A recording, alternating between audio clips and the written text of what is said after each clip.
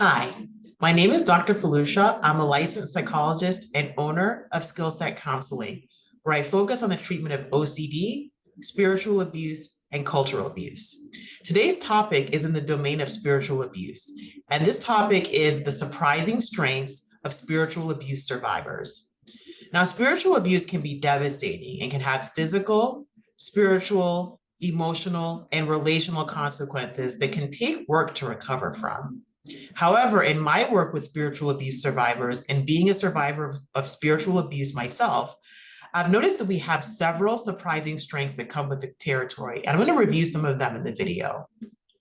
One of the strengths that we have as spiritual abuse survivors is not being so easily impressed or dazzled by words or by promises that people make. In spiritually abusive environments, you will sometimes encounter people that or systems that overpromise and underdeliver, right? And so after you've been through something like that, you learn to really wait for people's actions to back up what they say. You're not just so easily taken by certain things that you hear or even what you see. Another strength that is common to spiritual abuse survivors is being slow to move into friendships and relationships, right? Probably before the spiritual abuse experience, you might have been just quick to jump into any kind of relationship opportunity. But I found in my work with people that after they've been through this experience, they are more discerning and they understand that there's no rush to commit to friendships and relationships. They want to take things slow. They want to allow people to reveal their true selves, and they understand that this takes time. Another thing that is a strength that I've noticed is having a critical eye. And I'm sure that if you've been through spiritual abuse before, you've probably heard things or been accused of having like a critical spirit or being critical when you are simply voicing or shining light on things that are going on that are not right. But having that critical eye, having that discernment is good. We as a strong and healthy human being, you don't want to just take everything at face value. You want to be able to weigh what are the pros, what are the cons.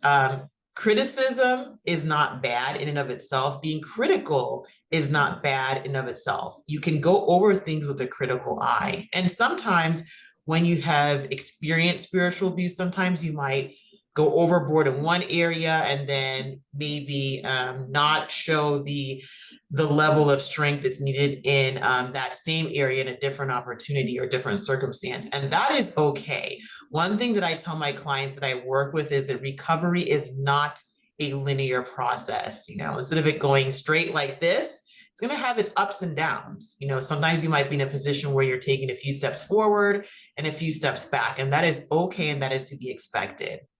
Back to my original point, having a critical eye, you look over things and are more likely to sift through something with like a fine-tooth comb instead of just accepting what you see at face value.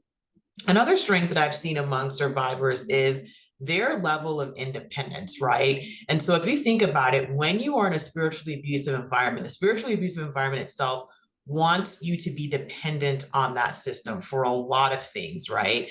Even for things that their spiritual system is not really supposed to be interfering in or having control over, rather.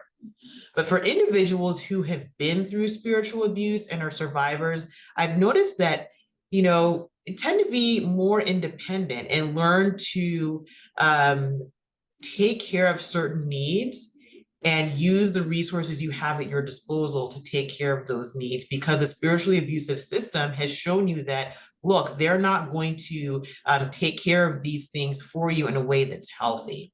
Okay. And especially for individuals who have been shunned by their spiritually abusive system, sometimes it can be overnight. And I've heard stories about how people lost connection literally, with a space of less than 24 hours, and people just stopped talking to them, stopped being there for them in ways that they were used to.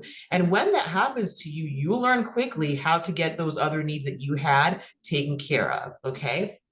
Another thing that I want to mention that's a strength of spiritual abuse survivors is having like a sense, like I want to call like spiritual smarts, kind of like we talk about street smarts, right? And having those same smarts, those same skills, those things that require wit, having a quick eye, having discernment, having those same type of skills that you would need, you know, in a street smart situation, but in a spiritual situation, right? And so people have learned that, hey, I'm not going to overcommit. I'm not going to commit too quickly. I'm going to ask questions. I'm going to take my time.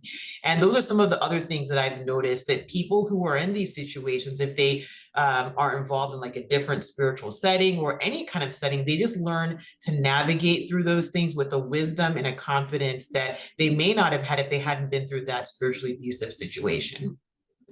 Another strength that I've noticed too is being good with boundaries, or being better with boundaries. You know, people often say like, hey, you know, my boundaries were not that great before this spiritually abusive situation, but now my boundaries are better. You know, they're less easily guilted into doing things and less easily manipulated. Okay, so that's another one. You learn to keep and maintain and erect those boundaries so that you're not taken advantage of.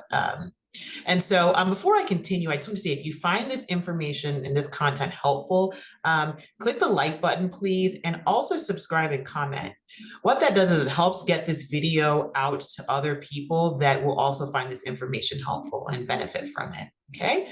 Another skill and strength that I've noticed with individuals who have been through spiritual abuse is that they advocate for others. And sometimes I've heard things like, you know, I am advocating for others. I'm speaking up for others because I know what it's like to have other people not speak up for me.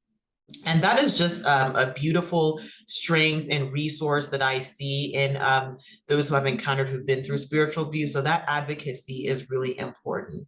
And then another strength that I've noticed is not putting anybody on a pedestal. And this often happens in spiritually abusive environments. So there's maybe this one leader or a group of leaders or group of people that are just put on a pedestal that no human being belongs on. But this type of behavior is justified and rewarded in a spiritually abusive environment.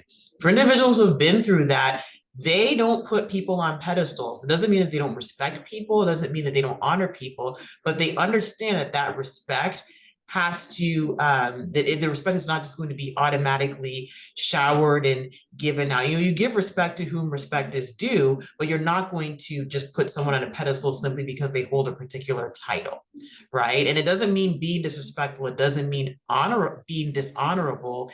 It just means that we hold people to the proper levels of value and esteem that they deserve.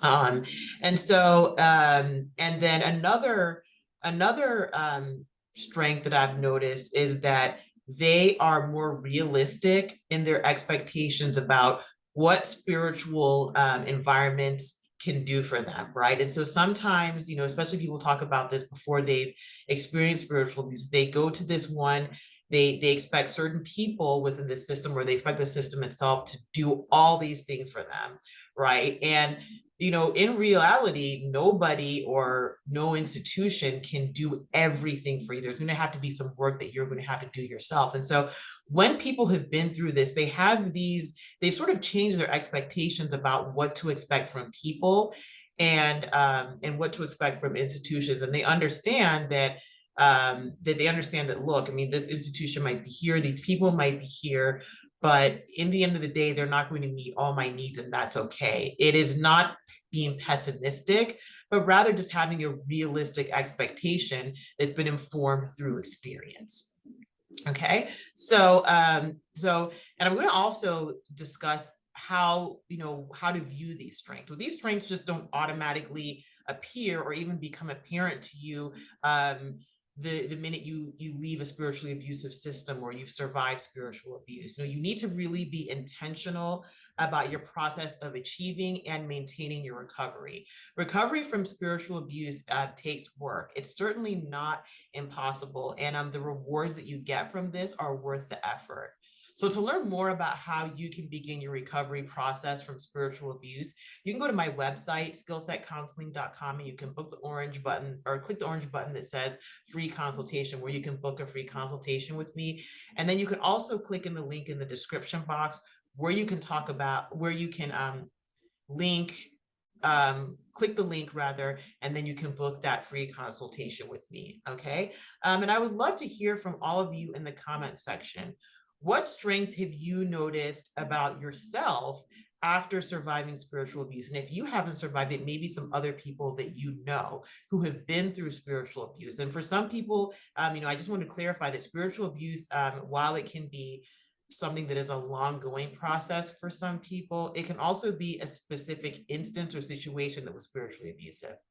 And so if you've gone through that, what have been some of the strengths that you've discovered about yourself? I really would love to hear from you in the comment section about all this, okay? I hope you have a wonderful day filled with peace. Bye-bye.